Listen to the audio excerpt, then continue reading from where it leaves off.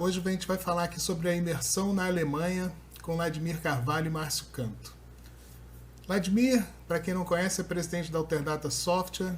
Ele também gosta muito de off-road e esse ano já teve fazendo um safari. Ele foi fazer um safari na África e lá ele teve de frente com os leões, com os hipopótamos e tal. Ele vai contar um pouquinho disso aqui pra gente, vamos passando.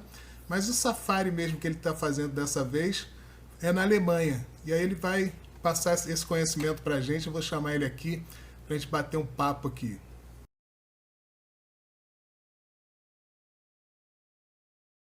Maravilha. Meu nome é Vladimir Carvalho, eu sou presidente fundador da Alterdata Software. Trabalho com tecnologia desde os meus 19 anos, já estou com 62, e ao longo desses anos todos eu sempre construindo software para gestão de outras empresas. Isso significa que a minha mente tem que ser uma mente aberta para aprender coisas novas, aprender metodologias, tecnologias, estar entendendo de fato como é que o mundo vem se transformando. Nós estamos vivendo uma sociedade de transformação acelerada nesse momento. Nós escutarmos o que está sendo feito, vermos, experimentarmos o que está sendo executado em outros países, em outras culturas, é muito importante. É isso que nós vamos tentar passar um pouquinho aqui para todos. Boa. Quem é o Márcio Canto? Eu sou o CEO da Sage Retention, trabalho com marketing, vendas e retenção há 18 anos. Comecei a desenvolver agora o SOIA, Sistema Operacional com Inteligência Artificial. Vou passar isso para vocês depois. E ao longo dos anos venho atendendo clientes, ajudando a implementar marketing, vendas e retenção, e agora usando a inteligência artificial, e acho que tem tudo a ver com esse assunto que a gente vai bater, esse papo que a gente vai bater aqui. Vladimir, para a gente começar, o que te motivou a participar dessa imersão lá na Alemanha? Na verdade, Márcio, eu faço parte de um grupo de empresários que são acelerados pelo Banco Itaú. O Itaú, a diretoria do Itaú, a cúpula, a alta cúpula do Itaú, tem muito interesse de apresentar ambientes inovadores para esse grupo. Então, nós fazemos algumas viagens juntos e esse ano nós colocamos no radar que seria importante nós sairmos do eixo tradicional do Vale do Silício, da Califórnia, dos ambientes nos Estados Unidos, tentar olhar o seguinte: o que está acontecendo em outros lugares do mundo? E um dos elementos era a China, está acontecendo muitas coisas interessantes, mas na Europa também está. E onde exatamente na Europa que nós tínhamos que estudar? Porque tem muitos países ali fazendo coisas interessantes. E nós resolvemos fazer uma viagem para o leste europeu, que é considerado o Vale do Silício da Europa, onde tem as empresas muito inovadoras. A Alemanha é um país muito disciplinado, muito organizado, e são muito focados naqueles objetivos que eles têm, e por isso eles têm tido uma performance muito alta em inovação. Então, a intenção de estar lá na Alemanha é nós respirarmos um pouco desse ambiente e vermos como é que eles se movimentam para ser um país com tão desempenho, um desempenho tão alto, levando em consideração que em 1945, na Segunda Guerra Mundial, o país foi praticamente destruído. Então, tem muita coisa para a gente aprender com eles, cara. Excelente.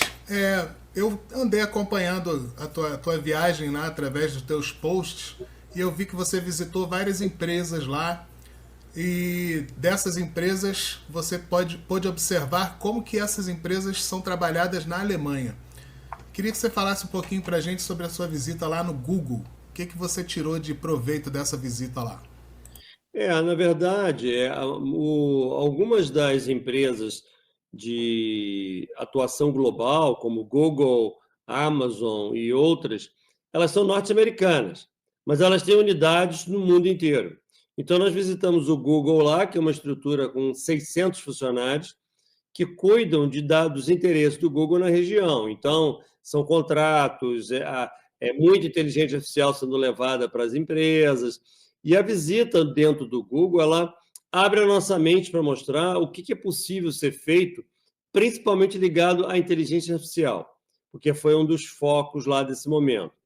eles estavam, dentro desse instante, recebendo apoio de uma empresa brasileira. Então, a Positivo Computadores era uma que estava apoiando o Google nessa visita. Então, eles que abriram as portas para a gente, patrocinaram almoço, jantar e coisas do gênero, para nós estarmos imersos nesse ambiente. E o papel do Google foi mostrar a infraestrutura, como é que eles trabalham lá, como é que eles conectam clientes, como é que eles prestam determinados tipos de serviço. Então, me surpreendeu lá que eles não retornaram o escritório inteiro ainda, eles estão muito em home office. Então, a gente vê uma sede lindíssima, com uma estrutura muito bacana, mas cheia de mesas vazias. Ou seja, eles não conseguiram ainda retornar completamente a estrutura do home office para o presencial, o que afeta um pouquinho o desempenho deles. Eles não estão muito felizes com isso, mas é um jogo novo que está sendo desenvolvido, que está todo mundo aprendendo com esse tipo de situação, né? Tenho aqui também, separei, a Salesforce é referência mundial em CRM. E o que você viu lá, para que a gente possa ter uma ideia da atuação da Salesforce lá na Alemanha? Esse foi um caso curioso, porque quando eu comecei a postar os vídeos e tinha Salesforce, a maioria das pessoas sabe quem é a Amazon, sabe quem é o Google, sabe quem é a Microsoft. Agora, poucos sabem quem é a Salesforce. Então, a Salesforce é uma empresa norte-americana que tem 70 mil funcionários, só para ter ideia do tamanho da empresa. 70 mil funcionários no mundo inteiro, e eles são muito especializados em software de vendas. É o CRM de vendas, monitorando equipes de vendas em empresas de grande porte. O Itaú é cliente deles. Então, o Itaú é cliente dessa infraestrutura que eles, quando o banco tem os executivos vendendo produtos, eles usam o Salesforce como plataforma. E foi muito interessante a visita lá, porque eles mostraram para a gente não o produto em si, mas qual é o racional da Salesforce em relação à inteligência artificial. Eles falaram muito dos agentes, os agentes que vão substituindo as tarefas. Então, enquanto nós aqui estamos pensando na alta cúpula das empresas terem a inteligência artificial nas suas organizações, em alguns países eles estão fazendo com que todos da empresa usem agentes autônomos. Ou seja, o racional das empresas de alta performance na Europa é fazer com que a telefonista, a menina do caixa, a menina lá que trabalha lá no financeiro da empresa, ela programe e crie seus agentes para resolver certas coisas. Então, eles mostraram as ferramentas que eles têm para fazer com que um usuário de ponta, não um programador, mas aquele usuário lá da base da pirâmide, consiga entrar e programar um agente. O que é programar? Simplesmente você clicar em botões. Então, sei lá, eu quero que um agente meu, pessoal, às 2 da manhã ele entre, leia meus e-mails, classifique os e-mails mais importantes, mexa na minha agenda, cancele um compromisso, abra outro, que ele faça coisas interagindo com APIs para falar com outras aplicações. Então, os agentes têm possibilidade de entrar num software da Alterdata fazer um negócio, entrar no site do banco pegar um extrato, entrar no outro local, numa agenda do Google e tirar ou colocar apontamentos. Esses agentes, além de ser um aspecto técnico, ele mostrou para o nosso grupo o quanto que nós temos que mudar a mente das pessoas que estão dentro das empresas. Os empresários que estão nos ouvindo, eles têm que ter a noção que o grau de eficiência e produtividade que as empresas vão ganhar, ela é altamente dependente da companhia inteira acreditar nesse processo e praticar esse processo.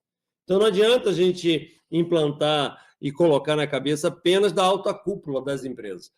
Eu tenho uma loja aqui numa cidade e eu vou colocar esse tipo de coisa no dono e no gerente. Não.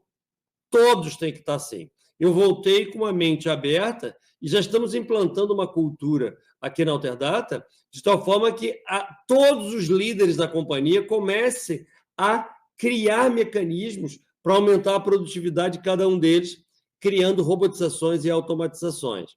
Então, a visita na Salesforce foi bem interessante, para mostrar o quanto que nós estamos vivendo não apenas uma revolução tecnológica, mas eminentemente uma revolução de competências, uma alteração de padrões da forma de pensar.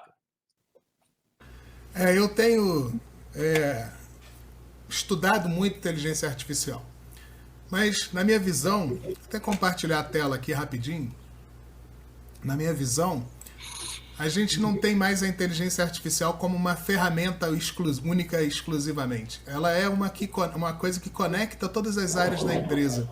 É isso que o SOIA é. O SOIA é conectar todas as áreas de marketing, vendas e retenção usando a inteligência artificial. Mas para que isso aqui funcione, é necessário que as pessoas, que é o nosso primeiro pilar, tenham conhecimento de inteligência artificial. Porque cada um desses pedaços aqui são agentes. Então tem agente de pessoas, agente de processo, agente de estratégia e tal. Só que tudo isso é feito através dos agentes GPTs, por exemplo, que são os agentes do chat GPT. Mais à frente nós vamos falar um pouco mais sobre isso aí. Mas é interessante entender que se a visão que eu estou tendo aqui, de olhar a inteligência artificial como uma que conecta a empresa inteira, está sendo executada lá na Alemanha, como você está trazendo para a gente. Eu fico muito feliz em estar olhando para esse ponto aí. Outra visita que você fez foi na AWS, que é o que você percebeu sobre esse papel da nuvem no crescimento das empresas globais aí. Esse nome AWS, muitas pessoas também, quando eu comecei a postar, não sabem quem é, que empresa é essa. Mas eles conhecem a empresa mãe, que é a Amazon. A Amazon que a gente tem, a Amazon Prime para ver filme, a Amazon que a gente compra livros e produtos na internet, todo mundo conhece. A Amazon tem 1,6 milhões de funcionários, só para entender o tamanho da empresa. E a AWS é o braço tecnológico da Amazon. Então, é uma empresa filhote da Amazon. Só a AWS tem 70 mil funcionários no mundo. E essa companhia, ela é a companhia que cuida do ambiente digital das organizações, de várias companhias desse grupo. Ou seja, ela cuida do ambiente de cloud, de servidores, segurança e uma série de aspectos. Então, eles passaram para a gente, foi muito interessante, o processo de inovação. Como é que a AWS se reinventa continuamente e como ele cria produtos. Eles têm uma estratégia de criação de produto que se parece muito com design thinking, mas foi adaptado um pouquinho para a estrutura deles. Ou seja, uma ideia nasce, ela é prototipada, ela é testada, ela é apresentada ao mercado em pequenos pedaços. Se ela tiver um erro, ela retorna para a mesa de projeto, corrige-se, testa novamente. Ela tem um ciclo de andar e colocar o bloco na rua muito rapidamente. O que a AWS tem de forte não é ter ideias, porque no mercado que a gente está hoje, ideia todo mundo tem, ideias são fáceis. O complexo é executar e monetizar essa ideia. Então, e ali ele estava começando a mostrar para a gente como isso acontece dentro de uma companhia global, com operações no mundo inteiro, lidando com culturas diferentes, porque dentro da AWS tem gente lá na China, tem gente lá na Argentina e no Brasil, no mundo inteiro. Ou seja, pensam diferente, se movimentam diferente, porém tudo funciona, porque existe um método. Então, o que ficou muito claro para a gente é uma coisa que aqui na Alterdata a gente faz muito bem, que é criar metodologias para as coisas. Então, a gente não deixa com que todo mundo avance da forma que cada um acha.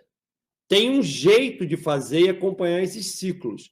Na AWS é tudo encaixadinho, com datas, com prazos. Eu tive uma ideia agora, vou fazer um pequeno piloto que vai envolver que tipo de funcionalidade vai ter, o que o cliente quer, quanto vai custar. Ele começa a criar toda a estrutura de custo, receita e funcionalidades, mas muito rapidamente. Eles não esperam a ideia estar formatada. Eles simplesmente colocam a ideia na rua, mesmo que ela esteja incompleta ainda.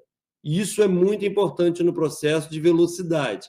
Então, todos que estão criando produtos novos, se você tentar esperar o produto estar perfeito, você vai ficar ultrapassado, porque alguém vai ter a ideia na sua frente e vai botar na rua antes de você.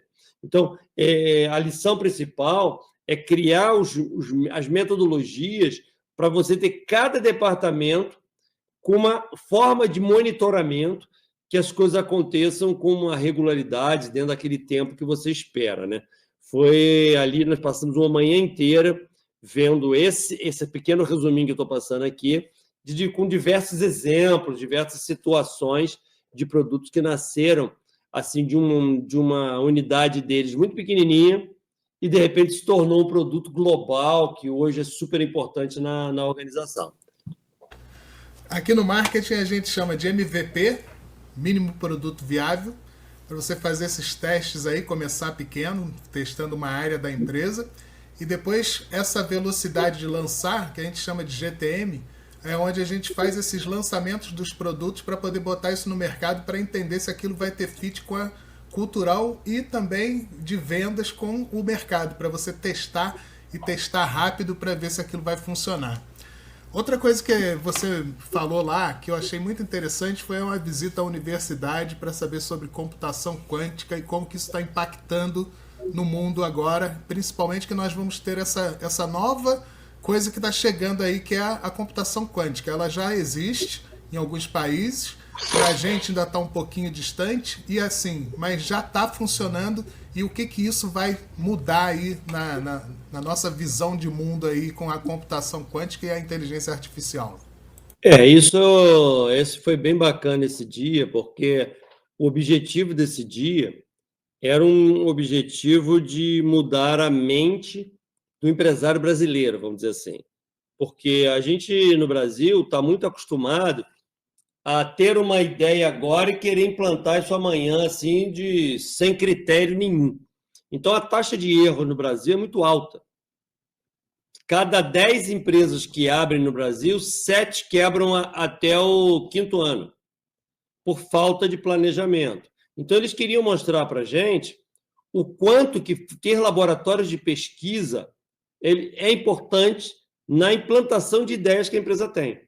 Então, por exemplo, numa empresa como a Alterdata, com 2.000 funcionários, e a gente tem alguma ideia de inteligência artificial, como está acontecendo hoje, foi destacado um grupo para ser o nosso centro de pesquisa. Eles estão prototipando, testando, criando modelos, ou olhando o que está acontecendo em outros lugares. Eles estão criando as simulações. E foi isso que nós vimos lá. Nós fomos na universidade, que é uma das mais importantes da Europa, em pesquisa.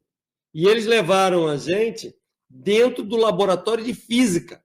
Olha só, nós somos empresários, levaram a gente dentro do laboratório de física, onde estão usando os computadores quânticos, que tem uma velocidade absurda. Para você ter uma noção, o computador mais veloz do mundo hoje é uma máquina imensa, que faz 440, eu acho, 4 trilhões de operações por segundo, uma máquina extremamente poderosa. O computador quântico é 10 milhões de vezes mais rápido que ela. Ele é 10 milhões de vezes mais rápido do que o mais rápido que a gente conhece hoje. Quer dizer, um negócio que não dá nem para imaginar o que é isso. E eles estão usando para coisas muito sofisticadas. Então, nós fomos num dos laboratórios que eles viraram para a gente e falaram: você conhece o GPS? Aí todo mundo, lógico, conhece. Esse GPS que tem carro, que você tem no carro para te direcionar lá, o Waze e tal. Eu falei: sim, conhecemos. Vocês acham bom? E a gente achamos sensacional, isso ajudou muito. Antigamente usava mapa, hoje tem. Eles falaram assim: mas isso é uma porcaria, é muito ruim. Mas como assim muito ruim, cara? Ele falou: não, o grau de precisão dele é péssimo. Se você está no Rio de Janeiro, por exemplo, na Avenida Brasil, que tem uma pista central, uma pista lateral, quando você sai com o carro para a pista lateral, o GPS não consegue saber onde você está. Se você está na pista de dentro ou na pista de fora. Porque o grau de precisão dele é largo, a vários metros. Eles estão fazendo estudos com computadores quânticos para transformar os satélites em ter raio laser entre eles e aumentar o grau de precisão dos satélites para centímetros. De tal forma que qualquer movimento que você faça, ele entende que você se mexeu. E isso é extremamente importante, e não é só para os carros, mas é para os robôs. Então, quando você tem robô, por exemplo, jogando pesticida numa fazenda, ele tem que ter um grau de precisão exato para andar exatamente em cima do ponto que ele foi programado. É esse tipo de pesquisa que eles estão fazendo. Algo sofisticadíssimo, sofisticadíssimo. Um outro laboratório falando de relógios. Eles falando, vocês acham que os relógios que vocês usam bom? Watch, relógio do celular, do carro, do computador. Eles falaram tudo ruim, porque eles não têm grau de precisão. Eles estão trabalhando nos relógios atômicos. Os relógios atômicos vão aumentar violentamente a precisão, e essa precisão vai fazer com que se acerte mais em algumas estruturas, até mesmo estruturas militares, como ataques de mísseis com mais precisões. Então, são coisas assim, cara, super, hiper sofisticadas, que a gente não imagina o quanto que tem pessoas pesquisando. E quando aparece uma tecnologia que a gente compra um negocinho e bota lá no nosso carro, na nossa casa, a gente não tem noção da quantidade de cientistas que tiveram por trás para aquilo nascer. Aí, depois de visitar isso tudo, na hora que nós entramos no ônibus indo embora, eu virei para o grupo eu até que falei, virei para o grupo e falei, pessoal, olha só, o que eu tirei de aula desse negócio aqui que nós vimos, tudo isso que nós vimos aqui. Todos os problemas que nós temos nas nossas empresas são simples demais. É muito banal. É muito fácil de resolver. O cliente está com problema, tem uma reclamação, o funcionário pediu demissão. Então, tudo isso é muito fácil.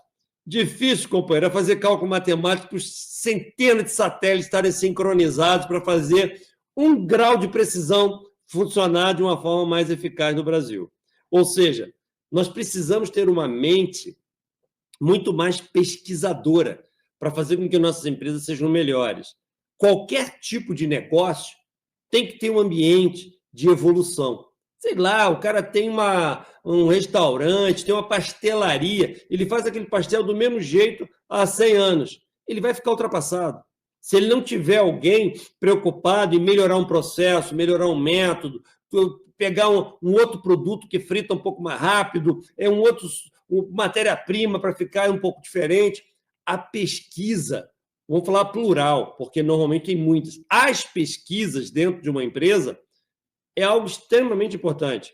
Eu saí de lá com a cabeça mais aberta, que eu preciso ter mais pessoas com a cabeça de cientista e menos pessoas com a cabeça de tarefista. Aquele que fazem, os tarefeiros, aqueles que são os tarefeiros, eu tenho que ter menos desse, mais as pessoas mais de pesquisa e ciência, porque isso certamente conecta a companhia a um processo evolutivo que está acontecendo hoje em mais de larga escala, né? Isso a gente vê hoje, as pessoas às vezes acomodadas, né? Tá muito bom, tá funcionando, vamos manter assim que tá bom. O time que tá ganhando não se mexe. Mas aí chegou a inteligência artificial e mudou tudo isso aí.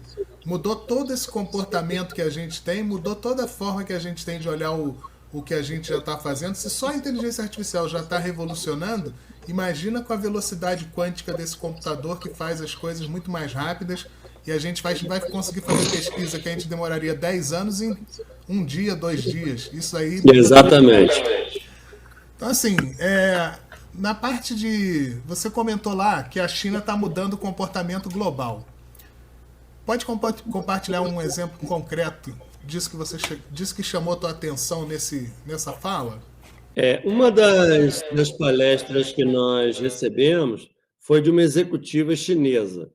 Ela mora na Alemanha, mas ela trabalha em empresas na China.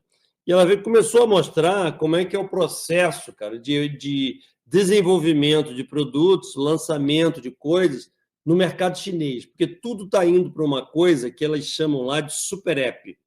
O super app na China, ele concentra um monte de coisas. Ou seja, quando a gente fala assim, no Brasil tem o WhatsApp, mas se eu tiver que pagar uma conta, eu tenho que ir no banco. Se eu tiver que comprar um produto, eu tenho que ir lá no Marketplace, Mercado Livre, Amazon, alguma coisa. No mercado chinês, o super app deles está tudo dentro de uma solução única, sem gambiarras, sem nada plugado. Esse ambiente de não ter gambiarras e não ter um monte de coisas plugadas torna o mercado chinês muito ágil e veloz. As pessoas que estão, por exemplo, pedindo dinheiro na rua, mendigo, ele mendiga com um aplicativo de celular. As pessoas que estão comprando navio também têm o mesmo aplicativo de celular. Então, as coisas estão interconectadas. Eu transfiro um recurso para você através do meu celular, eu pago a conta, eu converso com os amigos, eu vejo a nota da faculdade, eu recebo receita de bolo, está tudo dentro de um ambiente só. Os super apps estão ganhando uma força enorme na China, e isso não é um padrão ainda na Europa e nos Estados Unidos, e nem muito menos no Brasil. Mas é uma tendência global, é uma tendência que está começando a entrar em outros lugares, e por isso essa apresentação foi inserida lá na Alemanha. Ou seja, uma coisa que a Alemanha está preocupada. Ele está vendo o movimento chinês e está começando a escutar e ver e se movimentar. Isso, para a gente, é uma aula. Porque quando a gente sai aqui do Brasil e vai para a Alemanha, você acha que eles têm um nível de eficiência que eles se acham os melhores. Não, não se acham. Eles estão com a mente aberta também para escutar o que outros estão fazendo. Então, eles querem, na Alemanha, eles querem saber o que é sucesso na China, o que está dando certo no Japão, o que está dando certo no Brasil. Fizeram um monte de perguntas para a gente sobre a nossa operação no Brasil. Nitidamente, eles estavam sondando a nossa forma de pensar em relação ao mercado brasileiro, como é que a gente constrói software, como é que atende cliente, como é que cobra. É muito legal você ver pessoas de nível cultural elevado, mas com a mente aberta e um ouvido escutando o que os outros estão falando. Então, na hora que a China está falando lá para nós, empresários brasileiros, os alemães estão escutando também. Ou seja, nós temos que ficar atentos às oportunidades que estão acontecendo. A China, ela realmente está numa velocidade muito alta, os investimentos em inteligência artificial estão impressionantes. Hoje, quem domina o mercado de inteligência artificial no planeta é os Estados Unidos e a China. Não é a Alemanha, não é a França, não é a Inglaterra, não, é os Estados Unidos e a China que estão dominando e lutando pela o poderio de quem vai ser aquele que vai ser o melhor, com mais clientes, com mais recursos e coisas do gênero. Ou seja, tem muito para aprender com os chineses, cara. Você teve também num supermercado que tinha várias câmeras assim para poder entender como que o consumidor está consumindo as coisas e qual é a hiperpersonalização de atendimento para esse consumidor. Conta para a gente qual é a experiência de estar num supermercado desse lá. Isso foi muito legal, porque foi a única visita técnica no ambiente em funcionamento. Não era um laboratório, né? Era um supermercado funcionando mesmo. E a situação era mais ou menos a seguinte, né? Nós dividimos em 2 grupos, porque eles precisavam de grupos menores para não atrapalhar a operação do supermercado. E o cara explicou o seguinte: na hora de entrar, se você é cliente do supermercado, o teu app do supermercado está no teu celular. Então, quando chega na porta, tem uma cancelazinha.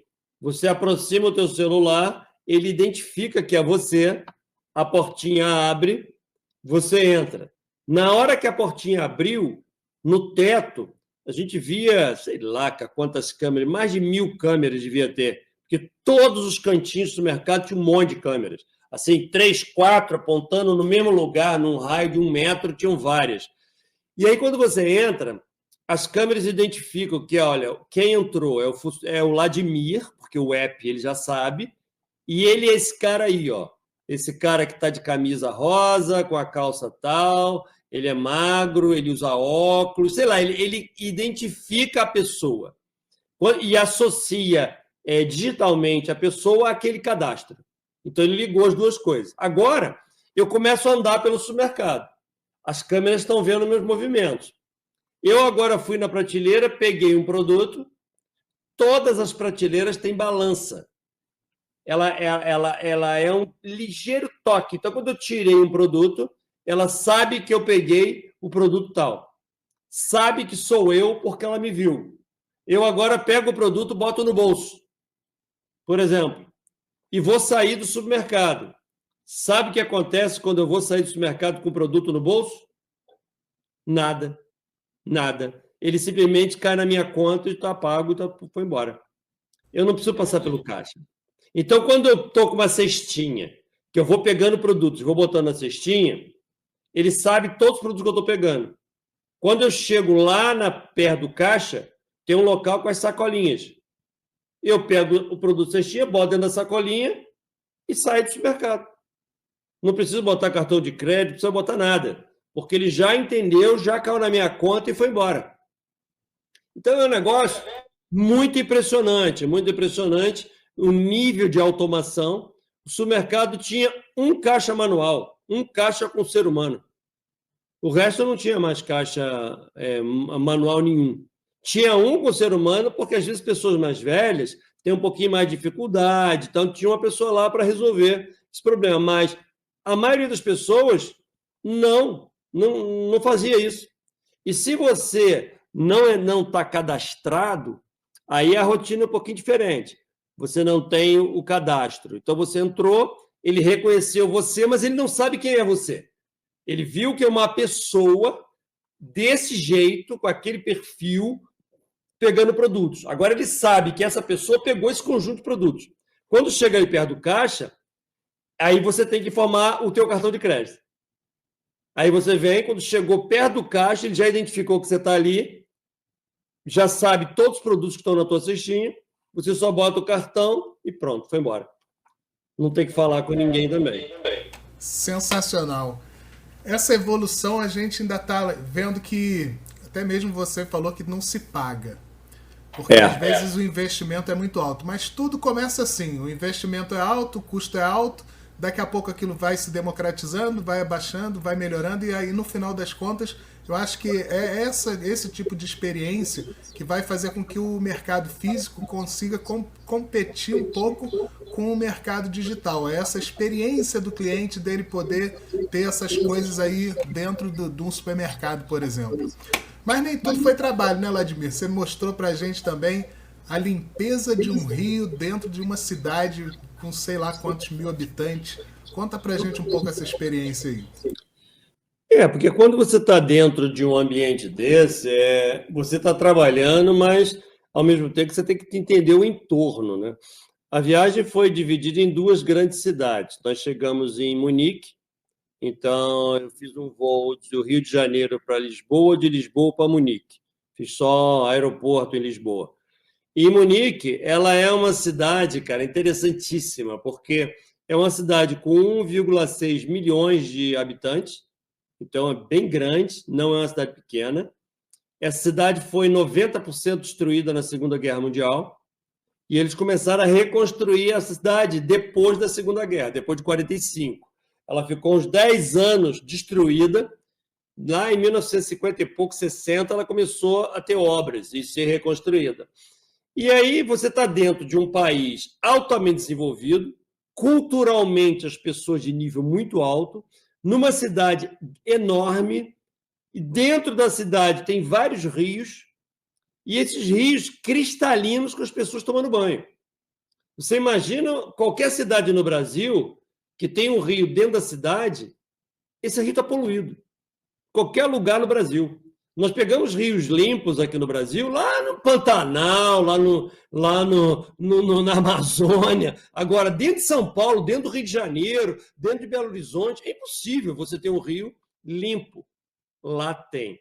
Limpo, com peixe, pessoas de biquíni tomando banho de sunga dentro do rio. Isso é uma coisa muito impressionante para a gente ver o que é possível ser feito. Então, isso motiva a ter ações. Eu venho fazendo um trabalho aqui em Teresópolis, com um determinado bairro aqui da cidade, que eu, pessoalmente, estou resolvendo o esgoto e o lixo desse bairro. Estou investindo meus recursos pessoais para ajudar lá o bairro do Caleme, que é um bairro aqui na cidade, para ver se a gente consegue limpar. E quando eu vejo esse tipo de situação em Munique, eu vejo que é possível o rio do Caleme, as pessoas tomarem banho nele daqui a um tempo. Quando a gente conseguir, de fato, tirar o esgoto ali de dentro, e como é que a qualidade de vida das pessoas vai se modificar. Ou seja, é possível a gente fazer muitas coisas. Eu acho que muitos empresários têm que ter uma cabeça não apenas capitalista. O capitalismo é muito importante, eu sou o capitalismo, eu vivo do capitalismo, mas está nascendo uma coisa no mundo chamada capitalismo social, que nós temos que ter uma visão de que a sociedade é parte da engrenagem das empresas. Então, que nós podemos fazer algumas coisas para ajudar algumas pessoas que estão numa situação de mais vulnerabilidade, um pouco mais de dificuldade financeira, que eles não conseguem resolver certas coisas. Nesse bairro que eu estou me envolvendo lá, existe esgoto a céu aberto. Então, nós temos que tentar ajudar essas pessoas a resolver esse problema, que vai melhorar a saúde, vai melhorar uma série de coisas de qualidade. E eles falaram para mim lá, Márcio, nós fomos numa praça muito bacana em Munique, que tem um monte de barzinhos, muito típicos alemães, salsichas, joelho de porco, aquelas coisas. E o guia que estava levando a gente falou o seguinte: olha, tá vendo esses prédios aqui? Ah, outra coisa, não tem nenhum prédio com mais de 5 andares. Na cidade inteira, não tem. Então, ele é todo estruturado, porque se tiver prédios muito grandes, aumenta o esgoto, abastecimento de água, energia, começa a dar problemas. Então, a cidade toda não tem ninguém com mais de 5 andares. E ele falou assim: está vendo essa praça, estou achando bonito, está vendo esses prédios que estão aqui do lado? Ele falou assim: até 1920 e pouco, 30 e pouco, as pessoas pegavam o lixo da janela e jogavam aqui. O lixo era jogado aqui nessa praça. E essa praça era lotada de porcos, porque eles botavam os porcos para comer o lixo. Era assim que era aqui. Então, quando a gente escuta isso, a gente vê que o processo de melhoria de qualidade de vida é um processo de evolução. Aqui no Brasil, especialmente nas cidades menores, nos bairros mais humildes, nós estamos a 100 anos de diferença de uma situação dessa. Eles já resolveram esse problema lá atrás. E esse problema se resolveu com infraestrutura, governo sério, honesto, colocando tubulações de esgoto e coisas do gênero, e processo de educação cultural desde as crianças na escola, desde pequenininhos. Então, eu estou vendo nesse trabalho que eu estou fazendo pessoalmente lá no Caleme, eu vejo coisas que às vezes alguns amigos falam, eu conto o que eu estou fazendo, alguns amigos falam para mim: mas as pessoas também são muito mal educadas. As pessoas jogam esgoto no rio, jogam o lixo do lado de fora da casa, e eu falo para eles o seguinte: companheiro, se eu e você morássemos lá, nós também jogaríamos no rio e o lixo na rua, porque não tem onde jogar.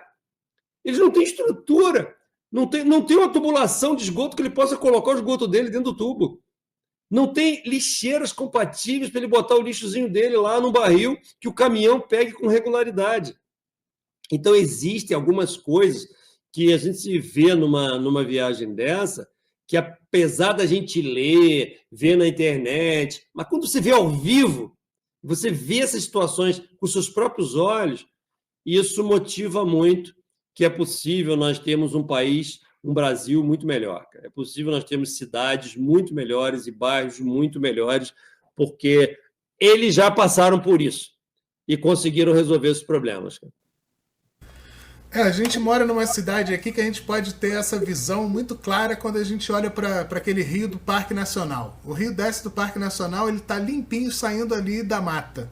Depois que ele passou aquela ponte onde tinha o trem ali, né, que passava o trem, começa a entrar no Comari, depois vai pela cidade. Quando chega lá no final da cidade, ele já está totalmente diferente do que aquela água que a gente via lá em cima. Para você ter uma ideia, Márcio, ali no Caleme, eles têm uma represa lindíssima no topo lá, que antigamente a SEDAI captava água para trazer para a cidade, água cristalina, cheia de cachoeiras, lindíssima, eu já fiz caminhada lá em cima. Dessa represa até na parte de baixo, tem 1,5 km. 1,5 km a água já chega imunda. Isso, ou seja, o problema é fácil de resolver, cara. Não é difícil, não. É fácil. É 1,5 km, cara. Então, não é complexo. O problema é o seguinte: tem que ter alguém que tenha vontade de fazer, né? Não queira ter interesses escusos, é o político inventando um monte de coisa, é montando um monte de historinha para tentar se eleger e, na verdade, não resolve o problema. São detalhes que vão mostrando que as coisas não acontecem porque, entendeu? É um problema nacional. E por isso que eu acho que algumas pessoas podem abraçar certas causas para tentar resolver alguns problemas. Eu estou tentando fazer a minha parte, tentando influenciar outros a fazer a sua parte, porque eu acho que nós podemos ter uma cidade muito melhor. Com certeza. Vladimir, e qual o ensinamento que você trouxe de lá, olhando o uso da inteligência artificial em todas essas empresas, em todas essas experiências que você viveu lá? Como que você trouxe a visão da inteligência artificial, o uso de agentes, isso tudo? Faz um resumo para a gente dessa tua visão aí como empresário e o que a gente pode aplicar aqui no Brasil de fato. Márcio, tudo o que eu vi lá em todos os encontros, as palestras, as visitas técnicas, enfatizou uma coisa que a gente já sabe, que o mundo não tem mais volta. Que a inteligência artificial não é uma moda, não é um negócio que vai afetar meia dúzia de profissões, mas vai afetar todos. Então, foi comentado com uma série de exemplos, ambientes de ensino, que os professores têm que se reinventar completamente, o quanto que as universidades estão se adaptando, o quanto que as empresas estão criando processos de mudar a cultura da organização inteira, desde lá da telefonista da empresa até o presidente da companhia, todos estarem num processo de transformação. O quanto que nós somos cada vez mais dependentes de tecnologia, mas, eminentemente, a tecnologia não é mágica. Ela é dependente de competências novas que o ser humano tem que abraçar. Então, nós precisamos entrar num ciclo de aprimoramento das pessoas. Porque, às vezes, aqui no Brasil, eu escuto muitos empresários falarem como se a inteligência artificial fosse resolver todos os problemas da empresa dele. E é uma mentira. Isso não vai acontecer. Porque, na verdade, se a empresa dele não estiver preparada para essas tecnologias, ele não vai conseguir usufruir de todas elas. Eu tenho feito muitas palestras pelo Brasil, e uma delas, falando para a classe de contabilidade, os contadores, a palestra é o Contador de 2040. É a minha visão do que deve acontecer com o contabilista daqui a 15 anos.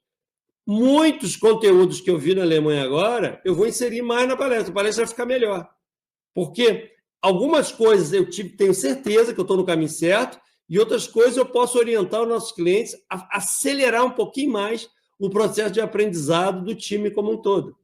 A Alterdata já está começando a implantar inteligência artificial em todos os seus produtos com o desejo de tornar o nosso cliente mais produtivo e eficiente. Então, é importante que os empresários que estão nos ouvindo entenderem que é possível você ter uma empresa melhor do que você tem hoje.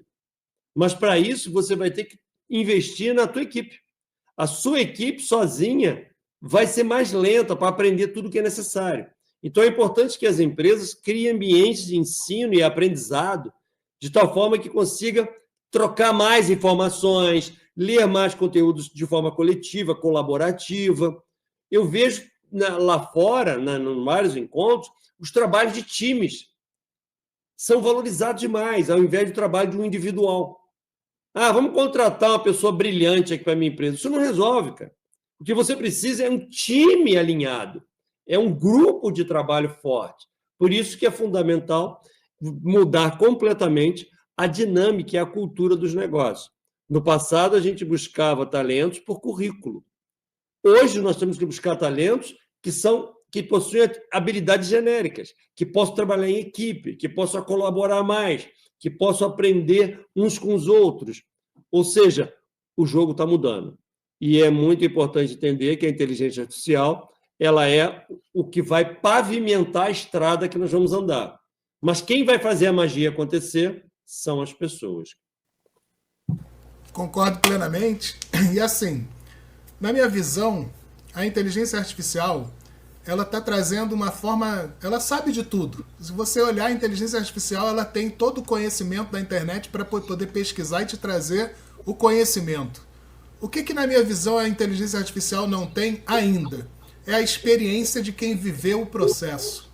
É a vivência de quem estava ali no campo de batalha. E quando você consegue criar agentes, onde você insere dentro desses agentes o conhecimento de quem está educando, a experiência de quem está educando em determinada área, isso vai fazer a diferença na hora de você usar a inteligência artificial para aprender com conhecimento embarcado dentro dos agentes para poder melhorar aí o conhecimento das pessoas dentro desses processos, dentro tanto de empresa pequena, média ou grande. Vladimir, estamos chegando aqui a nossa 1 horinha, já falamos, obrigado aí pelo teu tempo, pela oportunidade de falar com você depois dessa viagem aí, desse safari, né? Porque o nome era Safari na Alemanha, né? Então não foi um safari igual aquele da África que você deu de frente lá com os leões, mas foi um safari na Alemanha.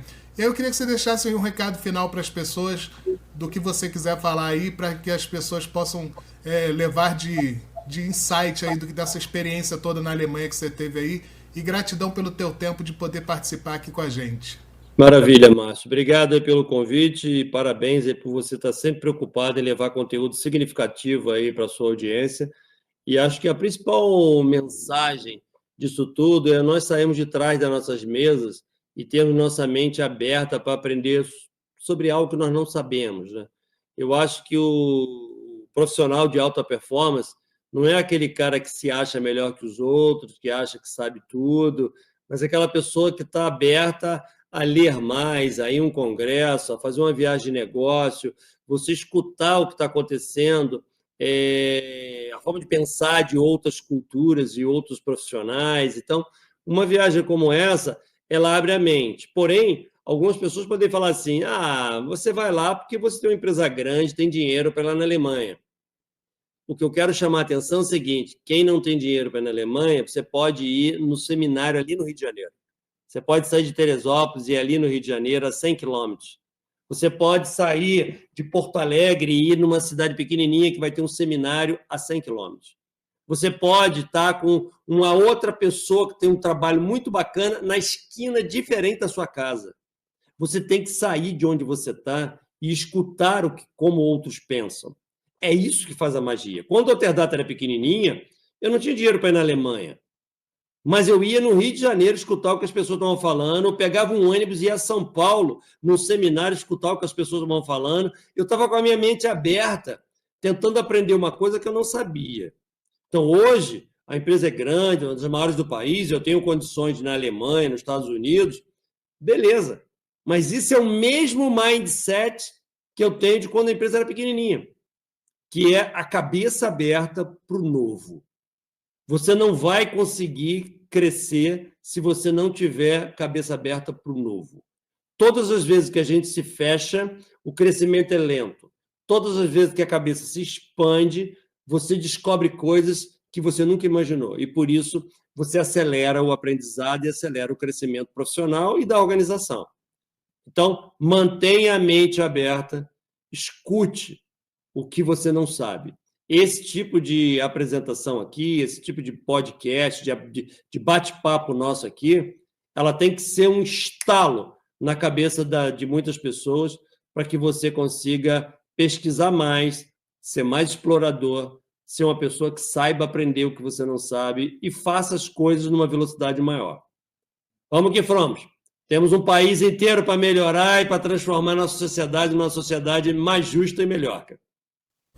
Isso aí, Vladimir, eu sei que você está aí no meio do teu dia, ainda tem um monte de coisa para resolver na tua empresa. Eu queria agradecer de verdade aí teu tempo, essa oportunidade que você me dá de trazer essas tuas experiências, tanto na NRF, quanto nessas viagens, imersões e coisas assim, porque eu acho que isso daí ajuda com que as pessoas tenham uma visão, até mesmo sem sair do lugar. Ela está ali na frente do telefone dela e está tendo uma visão que é uma experiência que você foi lá e trouxe com a tua visão sobre aquilo que você viu. Isso é mais importante ainda, porque a tua visão é uma visão de uma pessoa que é um empresário, que comanda uma equipe gigante, que tem uma empresa de software, que tem desafios diários, e que tudo isso que você viu lá, você tenta transformar isso num conteúdo para levar para as pessoas aquela experiência que você viveu. Então, eu queria te agradecer aí a oportunidade que você me dá e agradecer a tua presença aqui. Se você quiser deixar algum recado final, deixa aí. Eu depois faço a finalização aqui, te agradeço. Se você quiser ficar aqui, você fica. Se você quiser sair, pode sair também. Eu sei que você tem coisas para fazer aí. Muito show, Márcio. Obrigado, parabéns a todos que estão ouvindo. Continue ligado em novas oportunidades, tem muita coisa acontecendo no nosso país. Um abraço. Bom, pessoal, isso aí. Falamos com o Vladimir Carvalho, ele disse pra gente aqui as experiências que ele teve lá na imersão da Alemanha. E foi um prazer trazer esse conteúdo para vocês. E fica ligado aí que vão ter novas oportunidades da gente falar sobre várias outras coisas sobre inteligência artificial, marketing, vendas, retenção. Você falou com o Márcio Canto e Vladimir Carvalho. Um abraço, seja feliz, sucesso!